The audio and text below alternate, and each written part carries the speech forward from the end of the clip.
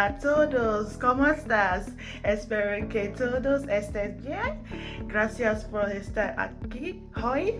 Soy Modipiola Kijoliren, tu belleza negra favorita, enfermera psiquiátrica bilingüe practicante.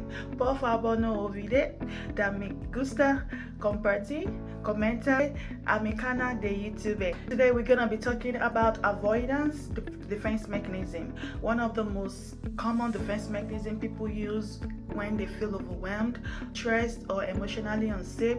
Understanding avoidance is very important because it can quietly shape our behaviors, our relationships, even our mental health without us even realizing. So what is avoidance? Avoidance is a defense mechanism where a person tries to protect themselves from uncomfortable thoughts, feelings, or situations by staying away from them. It's the mind's way of saying, if I don't face it, I don't have to feel it. Avoidance can be emotional, can be mental, can be behavioral. So emotional avoidance is about pushing feelings down. Cognitive avoidance can be distracting yourself from thinking about something. Behavioral avoidance can be physically staying away from people, places, or tasks that remind us of things like that.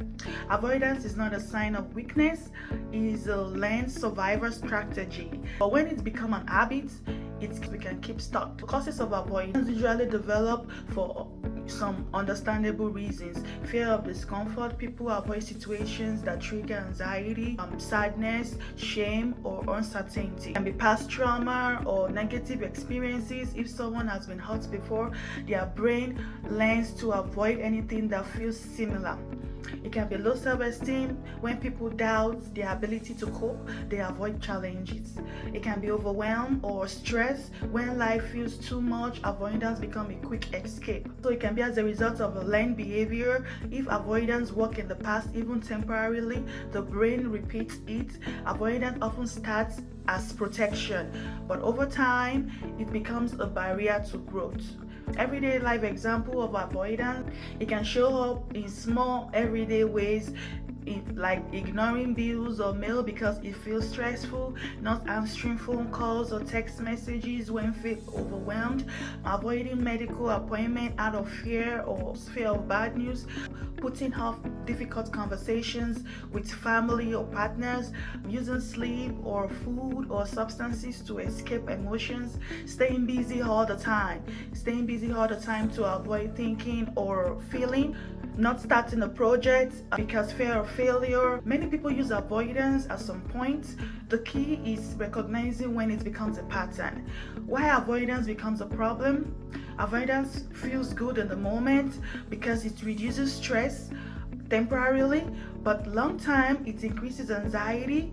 It makes the problem even grow bigger. It damages relationships. It lowers self-confidence. It prevents healing. It prevents progress. It keeps people stuck in circles of fear. Avoidance is like putting a blanket over a fire. It hides the flame, but the fire is still burning on. How to reduce avoidance before it starts? Build emotional awareness. You want to know your body languages and emotions when you're having racing thoughts, when you're having chest tightness, when you're having irritability. You want to break tasks into small steps. Avoidance grows when something feels too overwhelming, too big. We want to practice self-compassion to remind ourselves that it's okay to feel this way. I can handle it. Strengthen coping skills, grounding techniques, deep breathing, journaling, mindfulness practices. This reduces the urge to escape. This reduces the urge of avoidance behavior. Create supportive routine.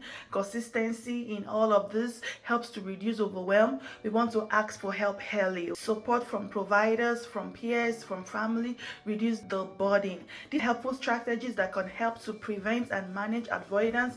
When avoidance is already happening, we want to say to ourselves, I'm avoiding this because it makes me anxious. Awareness reduces the avoidance power, which we talked about in our first prevention. Self-awareness, we want to name it. We want to say, I'm avoiding this because it makes me anxious, it makes me overwhelmed. Self-awareness is the key. We want to challenge unhelpful thoughts. ask why am I afraid when this happened? Is the fear realistic? We want to replace the avoidance with action by doing small doable step each day. We want to build tolerance also for discomfort. We want to remind ourselves that uncomfortable feelings are temporarily, it is survivable. We want to celebrate our small wins. Every step counts, every tiny step counts. In summary, avoidance is a natural human response, especially when life feels overwhelming. But when we understand why it happens and learn healthier ways to cope, we regain control. Facing challenges doesn't mean we won't feel fear or discomfort. It means we are choosing growth over being stuck. I hope this insight help us to recognize avoidance, help us to build healthier patterns in our daily life. Amigos, gracias por escuchar. Aprecio su tiempo. Nos vemos la próxima vez. Adiós por ahora. Gracias siempre. Bye for now.